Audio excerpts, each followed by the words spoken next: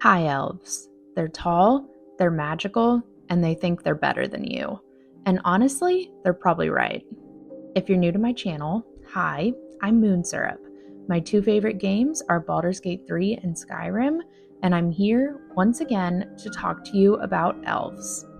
I've talked about dark elves and wood elves before, so now I think it's time to finally talk about the elitist overachievers of both the D&D universe, also known as the Forgotten Realms, and the Elder Scrolls universe, the High Elves.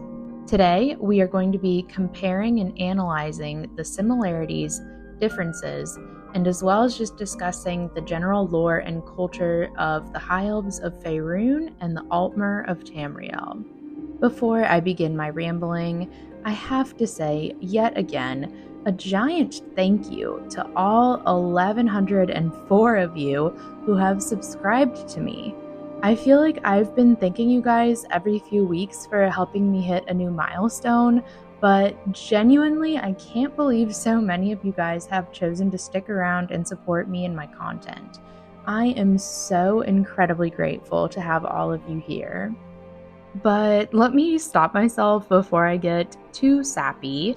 Let's go ahead and get into the High Elves of the Forgotten Realms universe.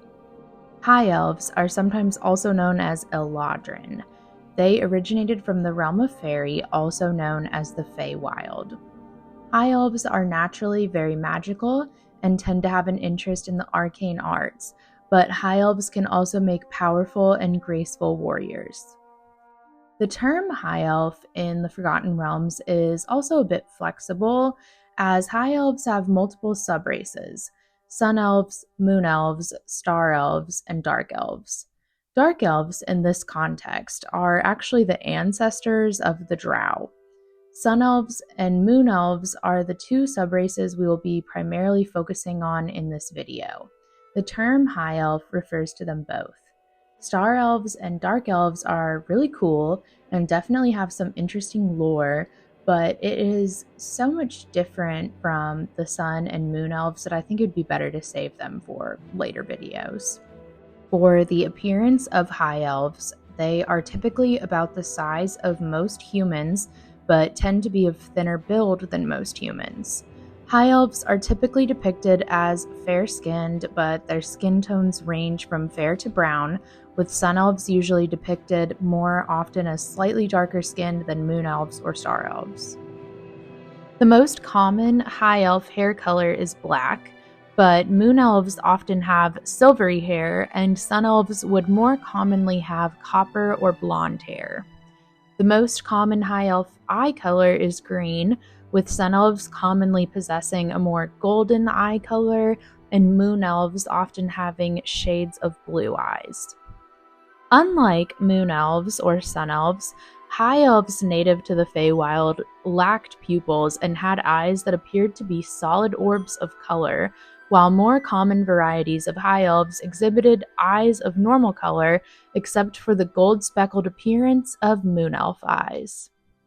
A fun fact about High Elves is that, like other elves in the Forgotten Realms universe, they grow at a decelerating rate throughout their lives. Very young High Elves age similarly to humans, but once they hit adolescence, it slows to a near stop until they are about 110 years old, and at that point, they are considered matured. Until their 3rd century, High Elves remain active and full of life. Even up until the very end of their lives, High Elves tend to remain full of life, as they don't often suffer the effects of aging as much as other races can. High Elves are descended from the Tel Kasir, an ancient and diverse family of elven subraces said to have come from the Feywild and the Outer Plains. According to legend, they were guided by Corellon Lyrithian, the elven god of art, magic, and war. Feywild is also known as the Plane of Fairy, or simply just Fairy. It is an echo of the prime material plane, which is the plane in which Toril and the surrounding cosmos exist. According to the Forgotten Realms wiki, early High Elf settlers came to Toril through planar portals opened by the Fae in 27,000 BDR in an attempt to undermine the dragon rule at the time. Yeah, the dragon rule. I'm gonna be honest, I was almost completely unfamiliar with the Dawn Age, also known as the Time of Dragons, prior to researching for this video. I don't want to get into it too much because if I do, I will completely derail this video. But let's just say I went down a bit of a rabbit hole. I think this time period is actually very fascinating and I'd love to cover it in a later video one day. But for the purposes of this video and specifically High Elf lore, basically, dragons were fighting giants in approximately 30,000 BDR and were attempting to gain territorial and religious control over as much as they could during this time. They enslaved other races, battled constantly, and destroyed many nations. Like I said before, the High Elves came to Toril in this time in an attempt to undermine the dragon's rule. Many, many more historical events occur, and more elves migrate to Toril, specifically Faerun, in 25,400 BDR, including the Sun and the Moon Elves. Eventually, the Time of Dragons comes to an end, thanks in large part to the Elves. Following this time period, we have the first flowering of the Fairfolk, in which both High Elves and Wood Elves had temporary dominance over all of Toril.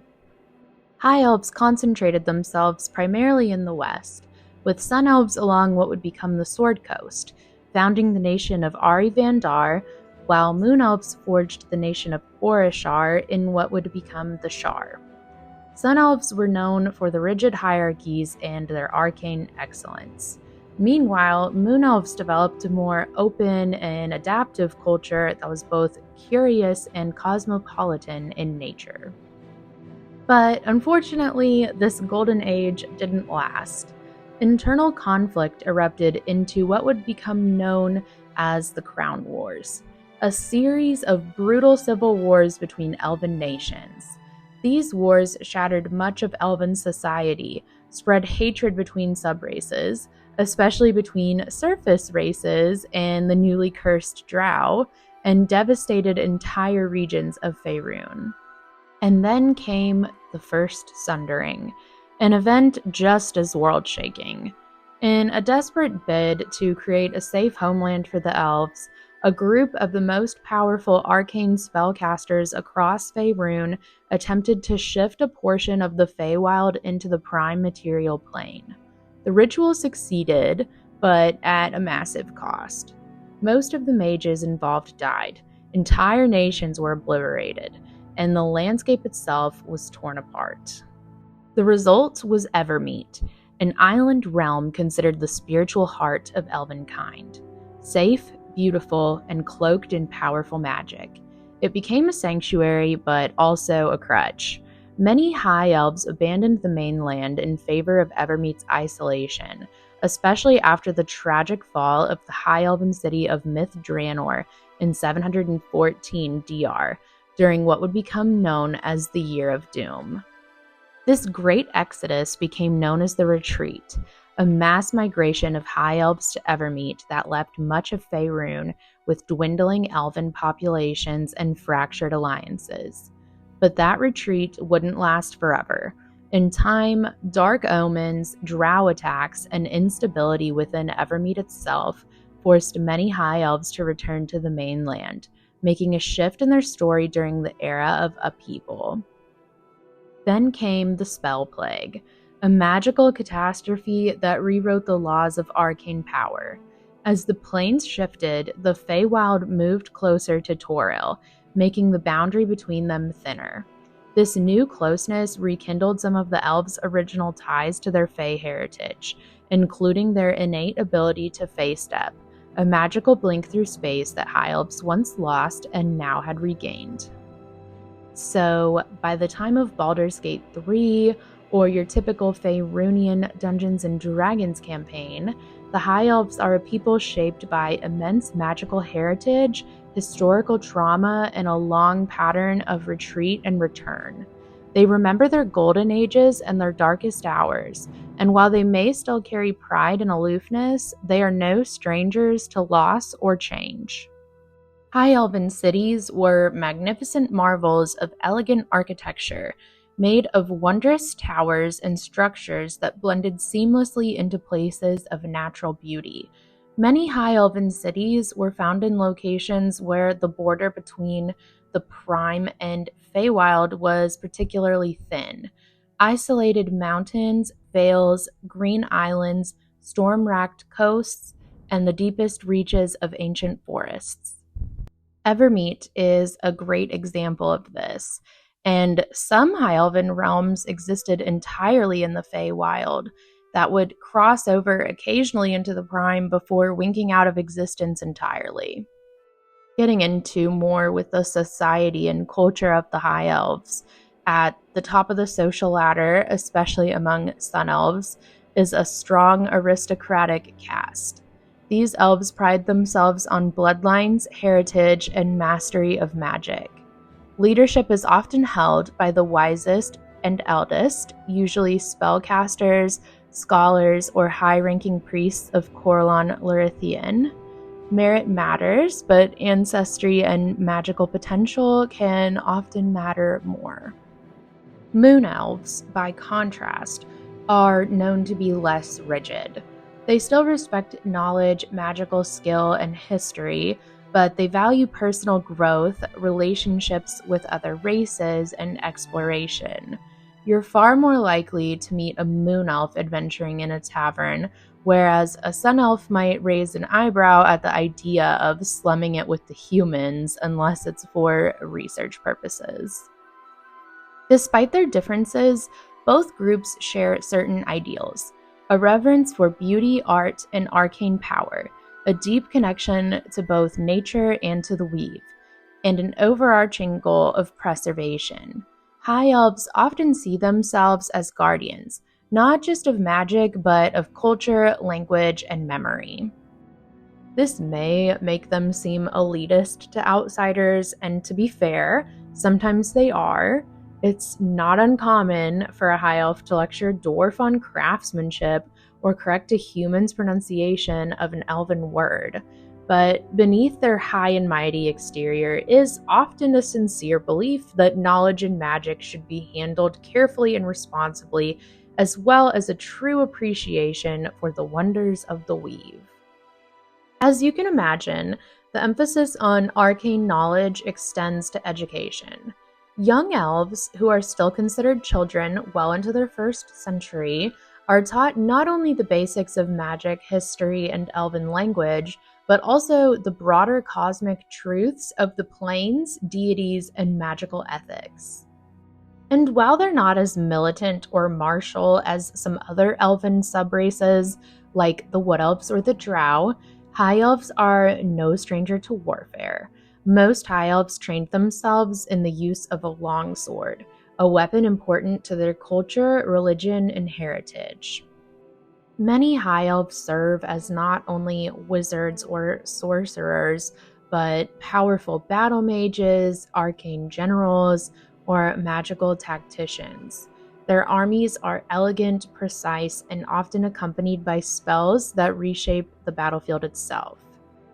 With all of that being said, you can probably infer that High Elves are basically the poster children for arcane magic in the Forgotten Realms.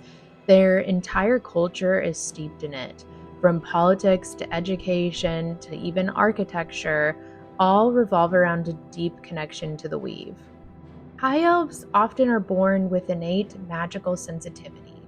This is often what will make them drawn to the classes of wizard or sorcerer, with wizard being what I personally associate with them more, just due to their love of structure, control, and knowledge. The most common deity for the High Elves is Corellon. It is incredibly rare to find High Elves worshipping other, more martial deities like Tempest or Helm, for example, unless the elf in question was raised outside of typical elven society. And like I said before, moon elves tend to be a lot more accepting of other races and cultures than sun elves, and are definitely seen as the more outgoing subrace out of the high elves.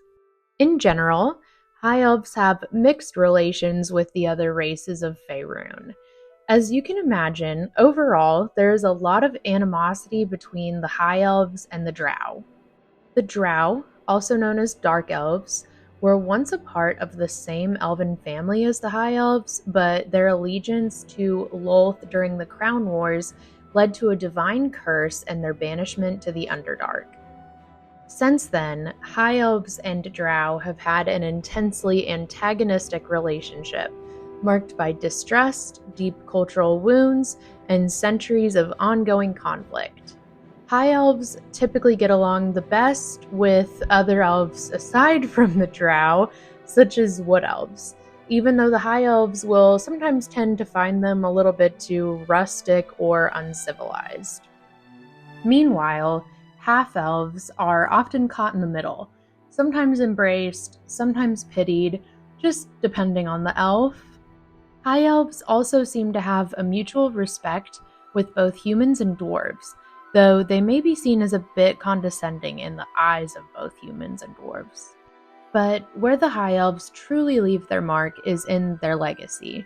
Cities like Myth Drannor, Evereska, and Evermeet are seen as marvels of civilization, places where magic, art, and philosophy flourished for centuries before many human kingdoms even existed. Even in their decline, High Elves are respected. Their writings, spells, and architecture are studied and preserved. Ancient High Elven ruins are hotspots for adventurers, scholars, and treasure hunters alike, though often trapped, warded, and making it very clear that you're not welcome.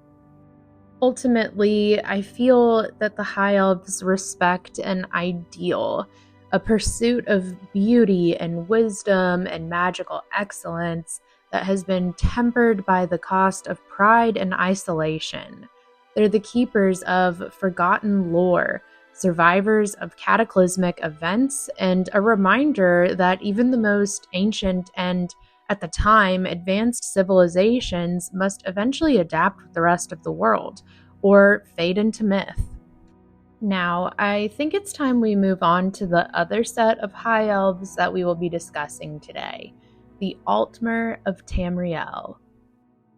Unlike the High Elves of the Forgotten Realms that really are just basically the same size as humans, Altmer are actually pretty tall, typically about a head taller than the average man or mer. And as you guys probably know, when I make these videos and record my gameplay footage, I like to make my characters, represent the races that I'm discussing. And it had been a minute since I played an Altmer in Skyrim, and while I know that the in-game models are tall, like with the Thalmor and everything, I had forgotten just how tall, like, the player characters even were compared to the other characters in the game. Like, when I saw my girl next to the Nords for the first time, I was just like, dang. I just thought that was funny, and I had to say it. Altmer possess slender, graceful builds with long limbs and refined features. Their skin tones are one of their defining features and range in various shades of gold. They typically possess lighter hair colors, such as blonde, copper, white, or silver, though darker shades such as brown or black are also fairly common. Their eye colors range from blue, green, and brown to gold and amber, and are often described as luminous or piercing. Their facial features are angular with high cheekbones, narrow chins, and long, sharply pointed ears. In both posture and expression, Altmer often project an air of superiority or aloofness, reinforced by their cultural upbringing. The Altmer hail from the Somerset Isles, a beautiful province off Tamriel's southwestern coast. According to Altmeri tradition, they are the direct descendants of the ancient Altmer, the First Folk, who arrived in Tamriel from the mythical continent of Aldmeris sometime during the Merithic era. The Altmer initially inhabited the Somerset Isles, but eventually spread throughout Tamriel, and as they spread, they gradually diverged both culturally and physiologically into the various elven races that we know today, like the Bosmer and the Dunmer, for example. Those who remained in the Somerset Isles became the Altmer. The Altmer claim to have stayed truest to their original form and view themselves not just as descendants of the Altmer, but more so refinements of them. I plan to go into this a little bit more in depth later in the video, but I'd like to go ahead and already just lay the foundation that a large amount of Altmer are basically Altmer supremacists. They think they are the purest form of Mer and essentially have based their politics, religion, foreign policy, and everything else basically that you can think of around this concept. And I should clarify, of course, there are exceptions to this, and I am not trying to make a blanket statement that all Altmer are evil, elven, or Altmer supremacists, because I think that would be doing a disservice to the complex lore behind this race. But I do think it's important to highlight the fact that the general consensus seems to be that there is a widespread cultural belief of Altmer thinking they are superior to all other races. Anyways, back to the history. Their early history is dominated by the creation of powerful mage lords who governed through a combination of arcane prowess and rigid social hierarchy. Over time, these lords consolidated power, leading to the formation of the Crystal Tower, or Crystal-like Law, a magical and cultural institution that became the beating heart of the Altmer civilization. The Crystal Tower was more than a palace. It was a center of learning, an arcane beacon, and a symbol of Altmer pride. The Crystal Tower also served as a monument to both living and dead spirits of all elven peoples and housed a number of graves of the first original elven settlers. By the First Era, the Altmer had already established a stable and secretive kingdom on Somerset Isles. They kept themselves largely aloof from continental politics, though they did occasionally intervene, especially when the actions of their cousins, like the Chimer and the Aelids, threatened the status quo. The sea largely insulated the Altmer of Somerset Isles, though they did of course have their own internal conflicts and also suffered invasions from the Slode and the Maormer. A clan of the Altmer, the Durrani, established a foothold in High Rock and rose to power there in the early First Era, creating the Durrani hegemony. Strengthened by Aelids fleeing the Elysian Order in Cyrodiil, the hegemony incorporated parts of Skyrim and Hammerfell at its peak. The Durrani Altmer bred with the Needs in High Rock, which led to the Manmeri race that came to be known as the Bretons. Colonies of Altmer existed in other parts of western Tamriel during the First Era, though these tended to be short-lived. Before I get into this next section of Altmer history, I need to add that the Elder Scrolls Online brought us the first Aldmeri Dominion in the timeline. ESO was released in 2014, so this is a later addition to the lore concerning the Altmer and the Aldmeri Dominion. Originally, prior to ESO, the first Aldmeri Dominion occurred in Second Era 830, but with the addition of lore added from ESO, the first Aldmeri Dominion now occurred in Second Era 580 under Queen Faerun, and the previous first Aldmeri Dominion is now the second. I preface this for those of you who may be unaware of the lore changes that were added with ESO, as I too was unaware of this at one point, given I've yet to play ESO. But anyways, let's get back to it. Amid the chaos of the interregnum that followed the fall of the Second Empire, Queen Faerun of Somerset Isles allied with the Bosmer of Valenwood and the Khajiit of Elsewhere to form the First Aldmeri Dominion. The First Aldmeri Dominion's propaganda focused on the carelessness of men and promoted the establishment of elven rule across Tamriel, viewing the Aldmeri races as the only people with the wisdom and restraint to be its proper stewards. The Dominion fought the Three Banners War against the Daggerfall Covenant and the Ebenheart Pact for the control of Tamriel's mainland. The ultimate outcome of this war is unknown, but all three alliances and the Empire of Cyrodiil had ceased to exist by the 9th century of the Second Era. The Second Aldmeri Dominion, as I said before, was established in Second Era 830 following the Altmer intervention in a dynastic dispute in Valenwood. The Second Dominion once again allied the Altmer with Bosmer and struck a treaty with the Khajiit and the Maormer. The Maormer are generally enemies of the Altmer, claiming that they are actually the true descendants of the purest strain of Aldmeri ancestors, though that claim is dubious at best. Even this expanded alliance could not stand against Tiber Septim. The Dominion was crushed and the Somerset Isle was brought into the imperial fold in Second Era 896. As you can imagine, the Altmer felt this conquest was horrific and shameful, and it likely contributed to social unrest later in the Third Era. The Maormer resumed hostilities in the Third Era 110, attacking and threatening to conquer Somerset in the War of the Isle. The Altmer, already under the Empire, had to accept the assistance from the Septim Third Empire in order to repel the invasion. Generally, the Third Era saw the Altmer pulled into the affairs of the Septim Empire, often reluctantly.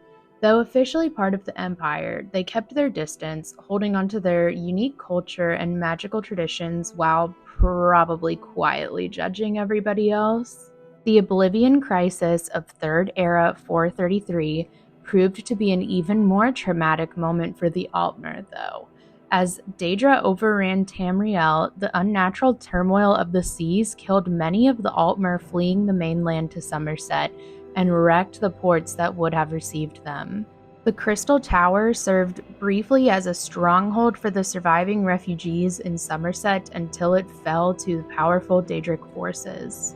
And with us now talking about the Fourth Era, I am going to discuss probably the thing you've been waiting for this whole time, the Thalmor. And with discussing the Thalmor, I must rewind a little bit, as the Thalmor had played an important role in the governments of the First and Second Aldmeri dominions. They began as an obscure Altmeri council within the government of the Somerset Isles and were originally tasked with safeguarding Altmeri heritage. With the ascension of Queen Aeren to the Altmeri throne and the establishment of the First Aldmeri Dominion in Second Era 580, the Thalmor's role was expanded to become the executive arm of the alliance. They investigated and enforced Dominion law and managed the Dominion's day-to-day affairs.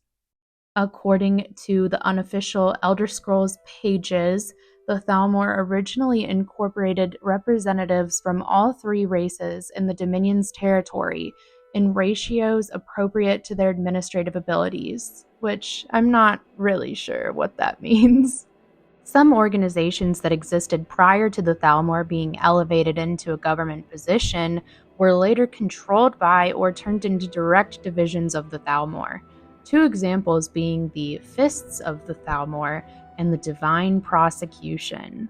A secret subgroup composed of some Thalmor members called the Kai Thalmor, meaning Shadow Thalmor, attempted a coup in order to assassinate Queen Aeren and have her replaced by a member of the royal family related to the Kai Thalmor. Their goal was to create a perfect dominion, and they were promoting elven supremacy, of course. The coup did not succeed, though, in this mission due to the Garland, an organization of spies. The Thalmor was reconstituted as the new governing body of Valenwood in Second Era 830 during the time of the Second Aldmeri Dominion. The Thalmor claimed they had authority to create this government due to an ancient treaty. They tried to make it seem like they were striving to uplift their Bosmer brethren, but in reality, the Thalmor had ulterior motives.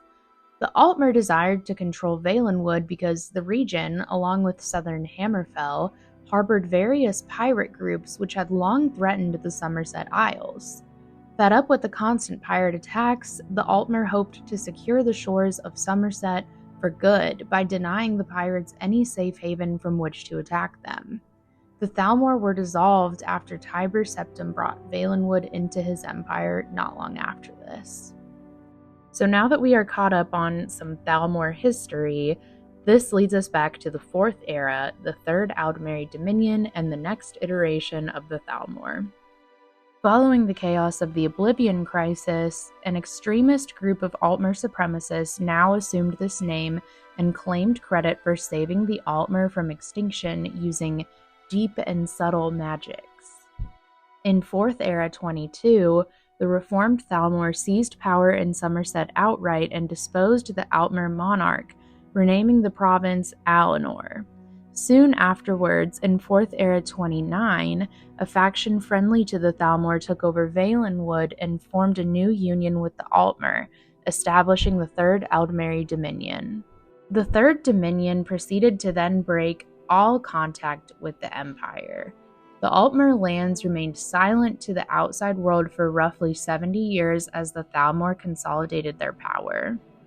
An incident that captures the ruthlessness of the Thalmor in this pursuit and the continuing resistance to their rule among some Altmer was the Night of Green Fire in 4th Era 42, in which a group of Altmer dissidents were massacred by Thalmor mages at Sentinel. This night seems to have been part of a broader effort by the Thalmor, whose agents were also harassing and possibly murdering refugees in Balfira and Sentinel around this time. The victims were of mixed blood or had associations that the Dominion considered to be unclean. As you can tell, this iteration of the Thalmor is just brutal and really highlights the Thalmor's obsession with purity and willingness to harm their own people in pursuit of their cause. I actually think the Thalmor, and especially the Thalmor in the 4th Era, really highlight the difference here between the Altmer and the High Elves in Faerun. Because the High Elves in Faerun are like, yeah, sure, they think they're the best, and they're a little snooty and pompous, but they're not out here doing the same things that the Thalmor are doing. In case it isn't obvious, the Thalmor in the 4th Era are a completely radical and xenophobic group, completely focused on elven supremacy over all other races in Tamriel. Interestingly enough, the Thalmor's ideology is built on the belief that the mortal plane, Mundus, was a mistake, a flawed prison, essentially, that separates the Mer from their divine ancestors. They believe the Altmer must eventually unmake the world and return to a more divine state of existence. Yeah. So, to that end, the Thalmor are not just political rulers. They're religious reformers, mythic revisionists, and magical purists. One of their first acts after defeating the Empire in the Great War was to outlaw the worship of Talos, a deified human, because in Thalmor theology, a man becoming a god is blasphemy against reality, basically. This resulted in, of course, the White Gold Concordat, a humiliating peace treaty forced on the weakened empire after the Thalmor sacked the imperial city. While the Concordat ended the war officially, it allowed the Thalmor to establish the Thalmor Justiciars, secret police-like agents within imperial territory tasked with rooting out Talos worship and dissent. In practice, the Thalmor now sort of act like an authoritarian intelligence agency. Their presence isn't just felt in Alinor, but across Tamriel. From harassing Nord shrines in Skyrim to black-bagging dissidents in Cyrodiil, the Thalmor are feared, loathed, and unfortunately revered by many Altmer. Modern Altmer history is now inextricably linked with the Eldmeri Dominion, which seeks to reassert Murish dominance over Nirn. Whether this is a righteous crusade to restore the world to its proper order, or an authoritarian power grab, really just depends on if you're an Altmer or not, I think. But it is important to remember, not all Altmer support the Thalmor. Many within Somerset oppose their rule, either quietly or in exile. Rebellion simmers beneath the surface of Alinor. The Thalmor speak for the Dominion, but not necessarily for every elf who lives under its rule. Altmer culture encapsulates both a vision and an objective of what life should be. Beauty, discipline, magical mastery all function as civic duties to the Altmer. The Altmer believe they carry the weight of cultural perfection, and that shapes every aspect of their society. In Somerset, social order is defined by both lineage and magical ability. This is something the Altmer have in common with the High Elves of Faerun, although, as usual, I think the Altmer tend to take this a little bit further. At the apex of the Altmer social hierarchy are the wise, scholars, sages, and teachers, particularly those associated with institutions such as the College of Sapiarchs. Below them are ranked artists, including bards, architects, and ceremonial craftsmen, princes, a title sometimes used by powerful kinlords or matriarchs, warriors, landowners, merchants, workers, and at the very bottom, enslaved people, such as goblins. It is said that the Altmer kept humanoid slaves during the 7th century of the Second Era. However, both Somerset and Valenwood had abolished the practice well before their incorporation into the Empire, though they were known to still keep goblin slaves late into the Third Era. Daily life revolves around rigid expectations. Children are raised with a deep reverence for Elven history and taught the Aldmeri tongue, not just as language, but as a symbol of cultural superiority. Clothing is ceremonial, etiquette is strict, even architecture is symmetrical, enchanted, and immaculately maintained, reflecting the Altmer belief that order and beauty are linked. Honestly, this reminds me a lot of how Sun Elf society functions. And as you can imagine, in Altmer society, there is little tolerance for chaos. Emotion is often masked behind politeness. Individualism is discouraged if it risks disrupting harmony. In Thalmor-dominated circles, deviation from tradition can even be seen as treasonous. With the High Elves of Faerun, chaos is not ideal, but the Altmer are far more likely to punish you for nonconformity.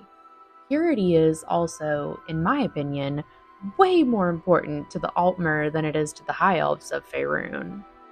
And I need to briefly address the pocket guide to the Empire for the Altmeri Dominion. The pocket guide to the Empire, first edition, was released alongside the physical game of Redguard in 1998. Now, this was before my time with the Elder Scrolls, and I've never even really seen a picture of what the physical copy of the Pocket Guide to the Empire looks like, but watching other videos related to this subject and researching online, I have found that this exists, and it has a lot to say about the Altmer. The unofficial Elder Scrolls pages has this documented, so you can read what was published about the Altmer in this guide. These first edition guides were written by Michael Kirkbride, everybody's beloved Elder Scrolls lore writer. And considering that the first edition was supposedly commissioned in Second Era 864 by Tiber Septim, I do think there was an agenda with these guides that was very much anti-Aldmeri Dominion, which is fair. But I'm bringing this up because there are specific lines in this guide that are just, I think, probably exaggerations. I really hope they are. One specific section that I'm going to mention is the Pocket Guide goes really in depth with the obsession for purity that the Altmer had, and they claim in this guide that the Altmer kill 9 out of 10 babies born to them in their obsession for purity. And also, this guide mentions that apparently Altmer have no real names of their own, only combinations of numbers that when spoken aloud sound to human ears as such, and that they feel no real tenderness for one another and have no concept of compassion. And I bring this up to say that I think the author of this guide is probably an unreliable narrator. And I'm not referring to Michael Kirkbride, I'm referring to the in-universe author. Because it was commissioned by Tiber Septim. So, I mean, you're really only getting one side of the story. It's not like this was written by an Altmer, and it's not to say that an Altmer author would be a more reliable narrator, but you need balance, you need perspective. That's all. Anyways, I mentioned that because Altmer names, while complex, are not simply numerical as some external sources have alleged. Rather, names are often derived from ancient Altmer linguistic roots, sometimes encoded with numerical or magical significance, reflecting one's bloodline, house, and even astrological associations. Again, according to the unofficial Elder Scrolls pages, the Altmer's purity is expressed not only in social structures but in physical expectations. Those born with visible deformities or magical anomalies may be labeled as wholekind, a term meaning broken child. In many cases, such children are abandoned to priestly orders, particularly those of Stendar, though some are quietly erased away from public life.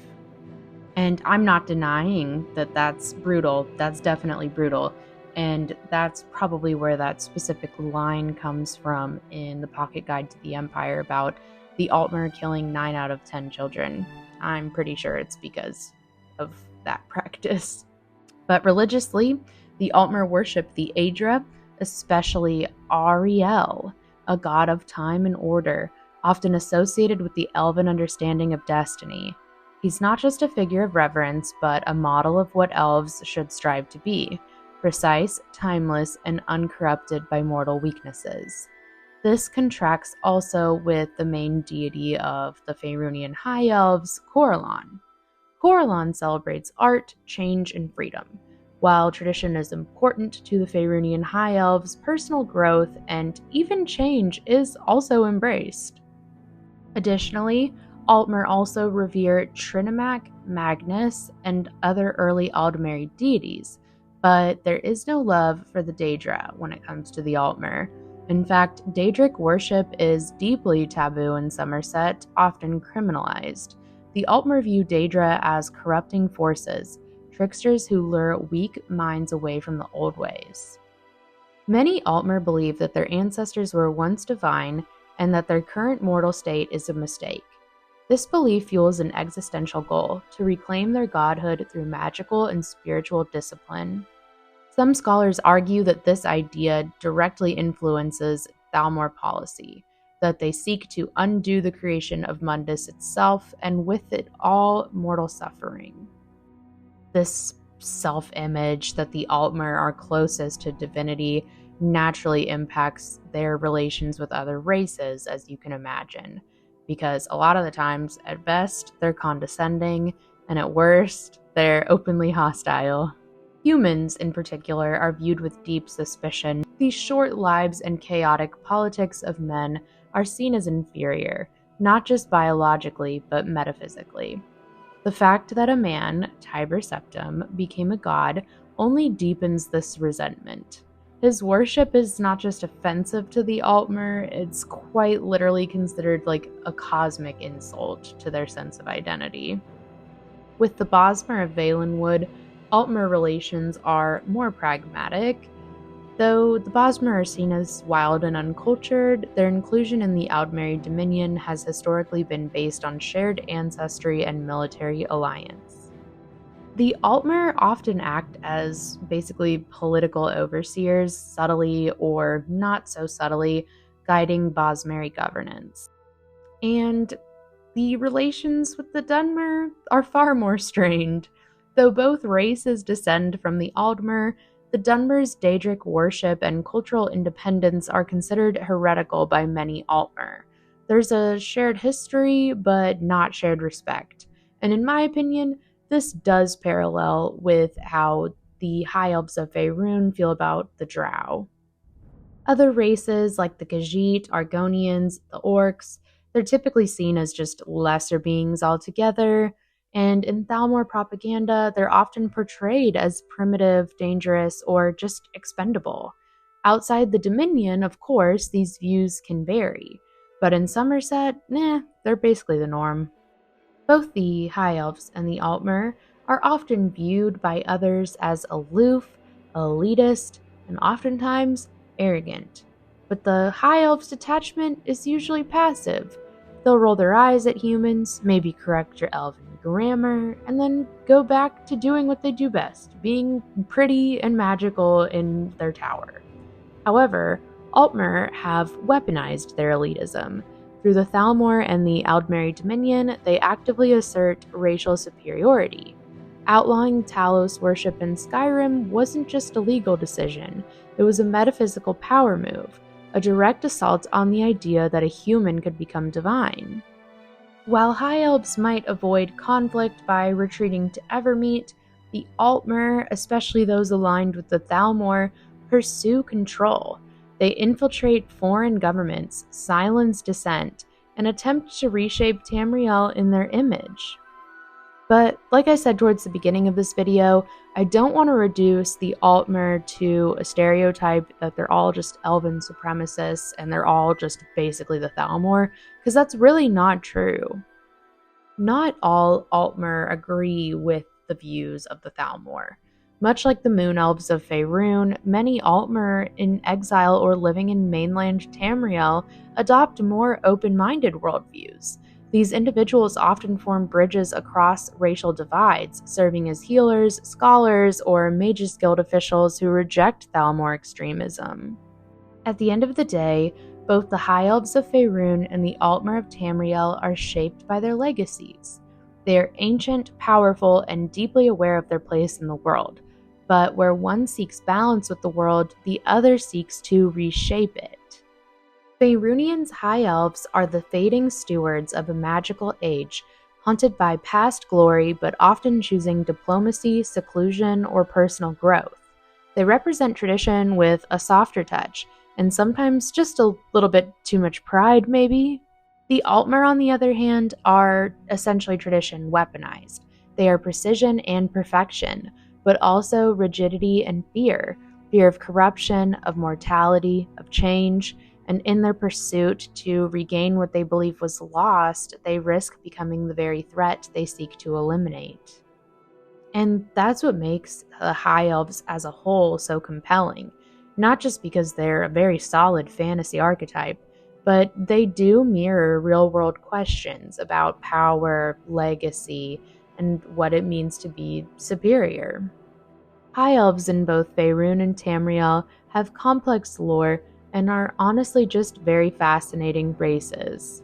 I thought that I had a good understanding of the Altmer in particular before preparing for this video, but researching and even making this video really opened my eyes to how multidimensional they truly are. If you made it this far into the video, congratulations and thank you. And also, please let me know, which version of High Elves do you prefer? Leave your thoughts in the comments. I try to read all of my comments, and I really like hearing what you guys have to say. Also, as always, please feel free to let me know what fantasy comparisons you would want to see next. Now that I've covered the big three elven races of both universes, I'm super excited to explore some races I'm less familiar with. I hope you guys enjoyed my longest yap session about elves ever, and thank you for listening. I'll see you in the next one.